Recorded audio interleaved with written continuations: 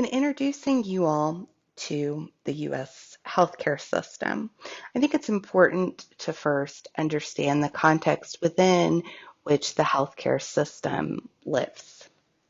And so we're going to talk a little bit, or a lot, about social welfare systems. First, let's define what social welfare is. Social welfare is a policy. In the political discourse, social welfare has, in the United States, has been used to refer to welfare payments, but that is a very specific definition of the word. And in most of the word, there we go again, in most of the world, the words social welfare means something a lot greater than just payments to help improve the livelihood of a person. Social welfare systems and social welfare policies that create these systems are policies that are aimed at improving the livelihood or the well-being of a population. And so these social welfare policies, also referred to as social policies, are policies that include free education, um, the maternity leave. They include retirement payment programs. They include decreased college tuition for in-state residents. These are all social policies. And so while most people believe that they are not users of the social welfare system or that they have not benefited from social policies, if they have attended a public school in elementary school, then they have indeed benefited from a social welfare system because schools are publicly funded. Public schools are funded by the government. And so policies, education policies that address the school system are social welfare policies. You read an article called Social Policy is Health Policy. And the author argued that health policy includes more than just medical care, health care, that it needed to include social services.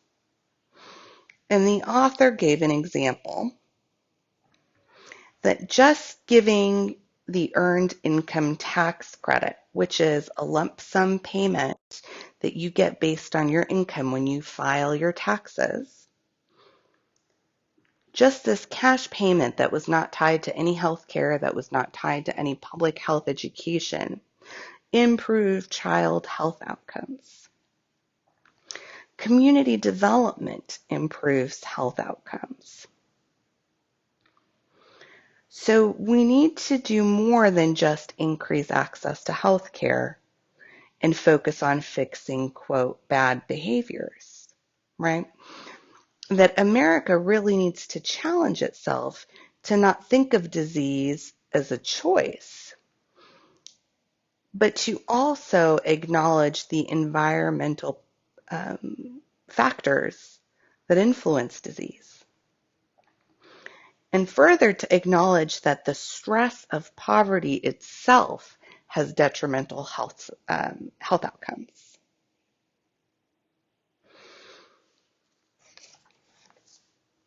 You also read an article that addressed health and social services expenditures.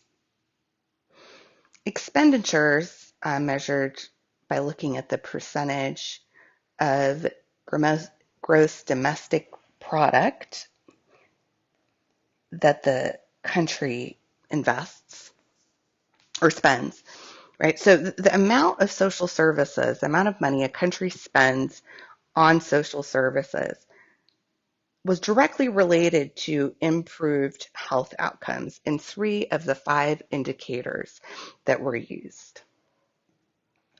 And those improved health outcomes from spending on social services were not improved by spending additional money on healthcare.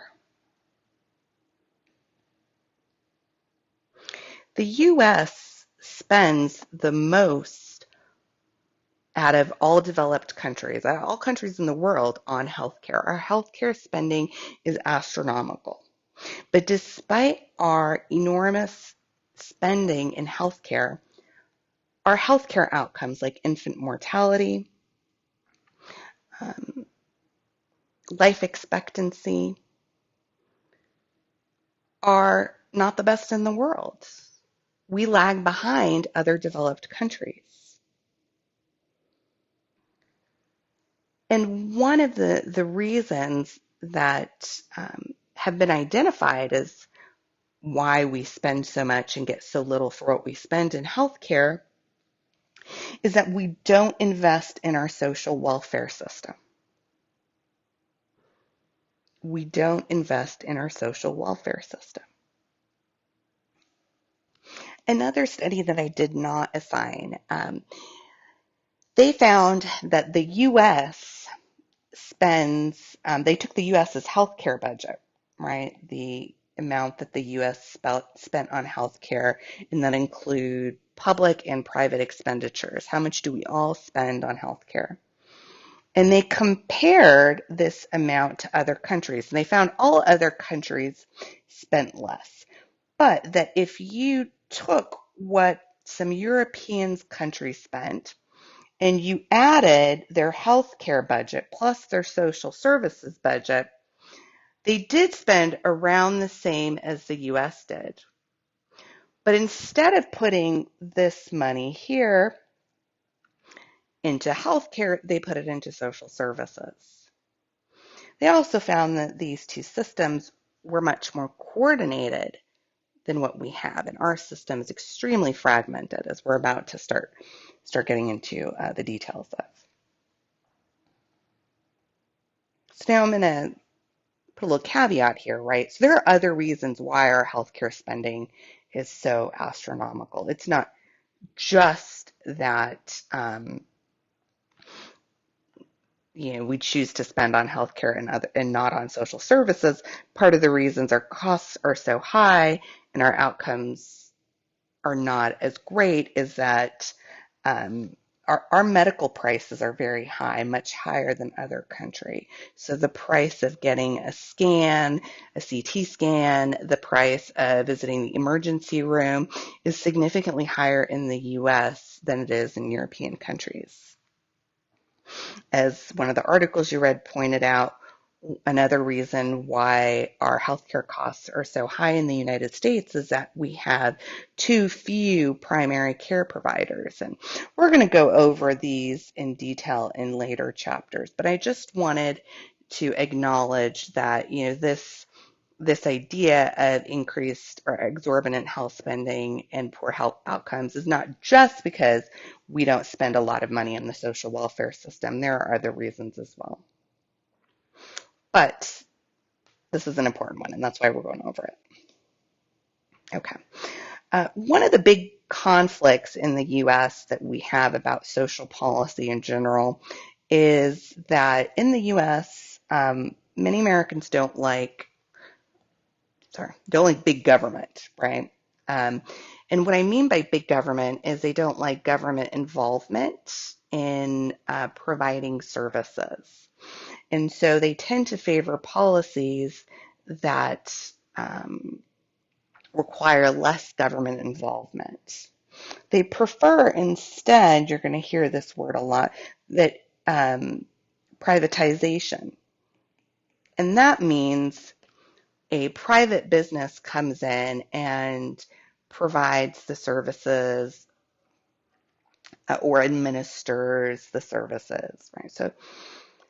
So we get a conflict in a sense over whether or not we should prioritize helping the needy or as one of the articles you said mentioned, whether we should just try to reform the behavior of the needy, right? If disease is a choice and we can blame the poor for their choices, then what we do is we just need to come up with policies that will encourage better behavior from the poor. And so a lot of social policies in the United States do look to improving these behaviors, right? The article on Gillen's on racial attitudes and welfare pointed out that Americans tend to be more in favor of social policies that have one of three characteristics, and if they have all three of them, even better. The first is that the social welfare policy requires some type of contribution. Okay, it requires some type of contribution.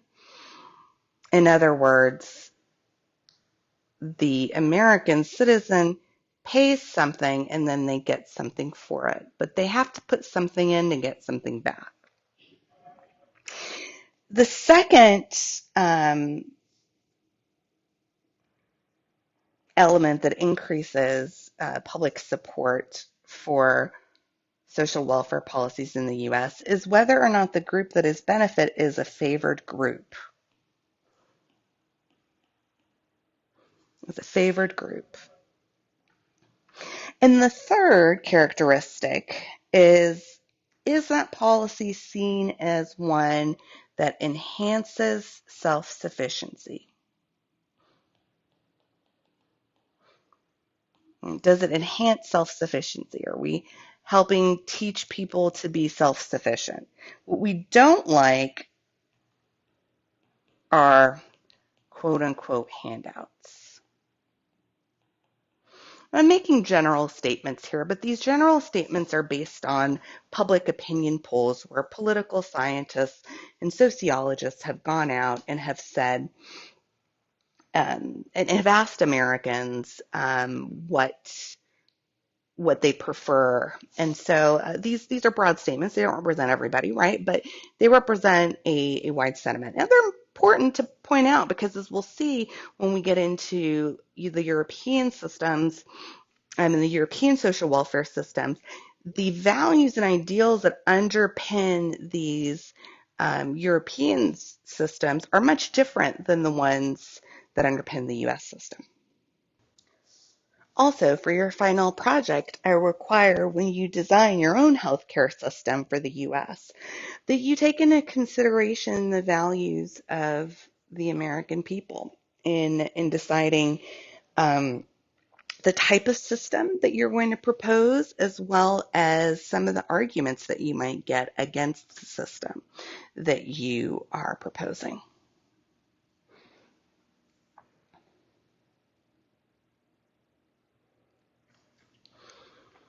All right, so in the US, at different periods of time, we have gotten different responses to the same questions as to how to structure our social welfare system. You did some reading on the history of the social welfare system or social policies in the US, and you were able to get a good idea of how they've progressed. I want to take you back a little bit further, though. So back to the Victorian era, which is 1876 to 1913. Now, you may remember that one of your readings pointed out that one of the key factors of social policy in the U.S., or one of the things that most social policies have in common, um, is that in the U.S. we often enact policies to address problems. So it's not part of a large systemic agenda. There is a policy problem that arises and the legislature wants to respond to it, and so we enact a social policy to address it.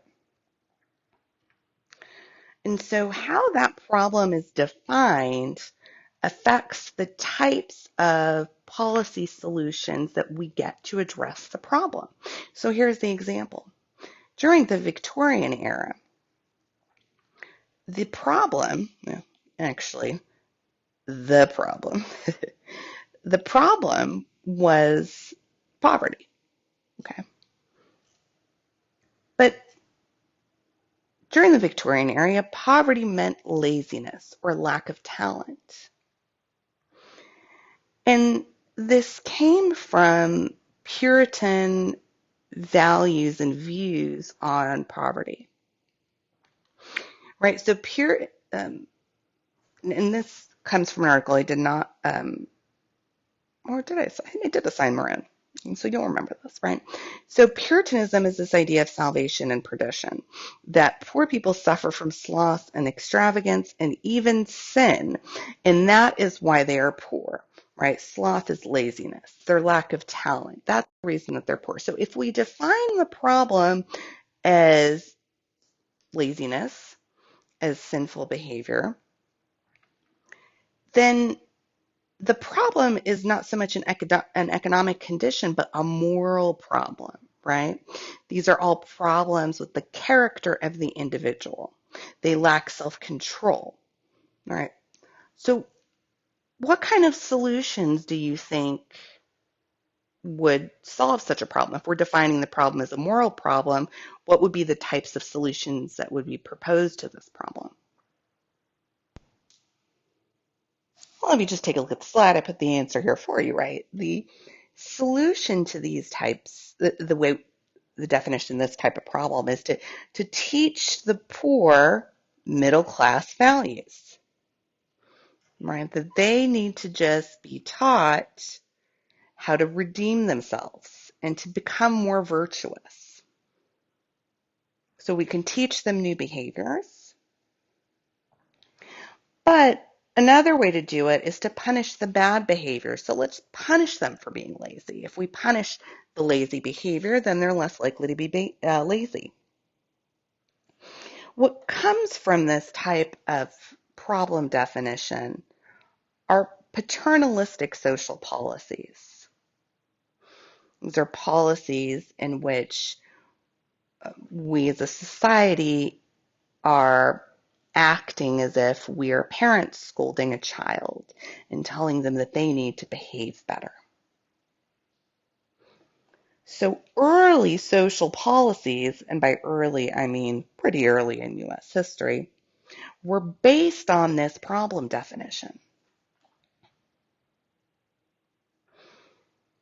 Now, from the 1890s to the 1920s, we as a society, or parts of our society, began to realize that maybe it's not the people, maybe it's not their fault that they are poor, right? And there was a move as industrialization became more common and bigger businesses grew, that there was a move away from blaming the poor or the people who struggled with poverty to blaming the powerful.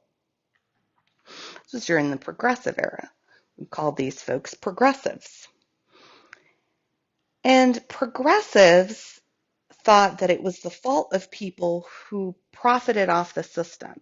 And because they profited off the system, they created poverty and they were responsible for it. So if we as a society allowed some to profit off of others to the point that it created poverty and inequality, then it was the responsibility of the community to come together to help and take care of those who are in poverty. Rather than framing the problem as laziness or as bad behavior, progressives argued that bad behavior was a result of the poverty. So people acted in certain ways when they were poor, when they were hungry, when they felt like they were being backed into a corner, that it was the poverty itself that caused all these problem behaviors.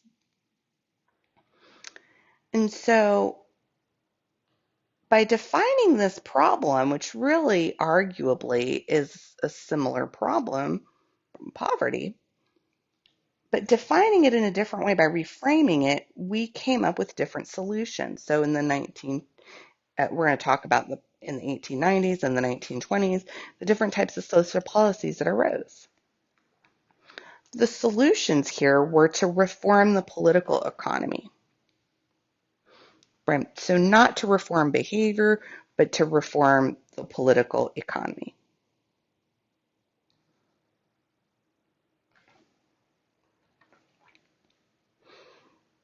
Marone in his article says that you can see U.S. policy as a three-act play.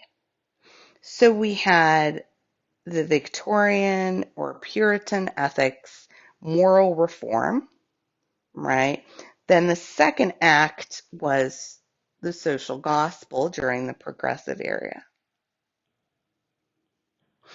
And then the third, he argues, is the return to moral reform. In other words, due to politics in the 1980s and onward, we went back to this definition of the problem as being the people who struggle with poverty. In other words, the narrative of laziness cropped back up. Now, why was that the case, right? Why in the United States is that narrative that poor people create their poverty? Why is that a common narrative? Well, the political science and social policy literature have long talked about this idea of individualism as being the reason we're in it for ourselves. If we work hard, the American dream is that as long as you work hard, it doesn't matter where you come from or the color of your skin or your socioeconomic status, as long as you have a dream and you work hard. All right, the Protestant work ethic here, then you will be successful. So this pull yourself up by your bootstraps mentality underlies a lot of U.S. social policies, this idea of individualism. Others have argued, well, it has to do with personal liberty. In the U.S., we really like to feel that the government is not going to restrict my rights. I have the right to do this, I have the right to do that, and we really like limited government here. All right, so we say, remember, small government versus big government. Um, this has also led into this idea that we would rather privatize, right? We would rather um, have free markets or market-oriented policies. And as Gillen wrote in the paper that you all read, it also has to do with racism. Racism is ingrained in a lot of the institutions in the United States. And racial attitudes of voters or of politicians can influence support for social welfare programs, even after controlling for beliefs in individualism, beliefs in the right to personal liberties. Racial attitudes can affect support for social welfare policies. And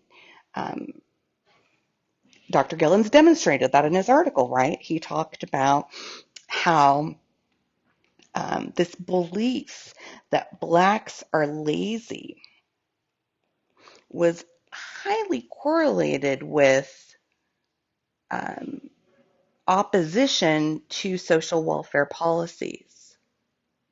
So when somebody believed blacks were lazy, they also believed that they also did not support social welfare policies.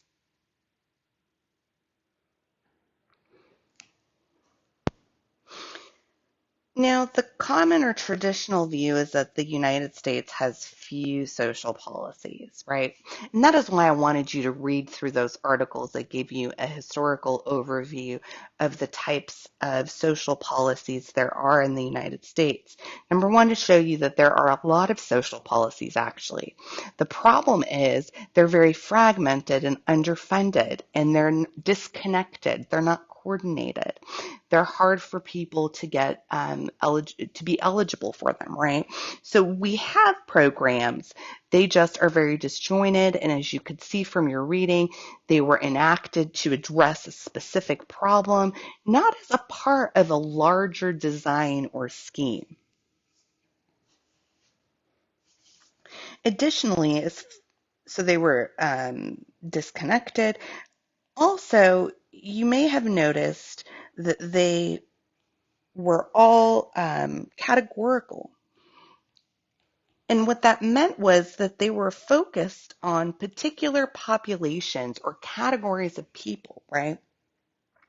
During the Progressive Era, we had mothers' pensions. They were focused on mothers. Um, and the idea was, well, the problem was children were being taken away from their mothers because their mothers couldn't afford to feed them. So rather than put the kids in foster care, we said, well, let's give mothers a pension. So there came the pension, right? We had during the Progressive Era programs for persons who are elderly or persons who were blind. We developed programs for workers' comps, for workers, right? For workers' compensations if they were injured on the job. The Social Security Act was passed in the New Deal. So in the 1930s, right, we had the Social Security Act, which we'll talk about in detail. Um, but these are categorical policies. They're policies that only are for particular groups. So in the United States, we have disconnected social welfare policies, and these social welfare policies are for particular categories of people. Also, most of the programs that we have in the United States, aside from Social Security, so Social Security is the exception, but they are not forms of social insurance. Right? They're not forms of social insurance, which is much more common in European countries. Social insurance are when people pay into a system and they can take out of the system if they need it. So it's this idea of the collective, this idea that we're all in it together. And so we all subsidize each other's risk. And we have some programs, so we have Social Security, we have unemployment insurance. These are all programs in which everybody who's eligible pays in, and then if they become unemployed, they can pull out. And this idea is that bad things happen to everybody, right? And they happen to people regardless of whether or not they're a good person. Like sometimes people just lose their jobs because it is outside of their control. And so we allow them to pull unemployment because it's a social insurance. And we justify it by saying we want protections because this could happen to me. In the US, we have Social Security, we have unemployment, but we don't have that same mindset when it comes to health insurance, and we'll talk about that as well. Well, as a matter of fact, we're the only industrial nation without health insurance. And we talked about Americans not liking government as one of the reasons why. We also talked about how racism has played a part in it. Historically, we haven't, after a certain period of time, after um, the Democratic Party became more conservative. And as it became more conservative, um, there was no party to the left that was able to move policy. Whereas in European countries, they tend to have liberal parties that are able to move policy. We'll continue this discussion on the next video.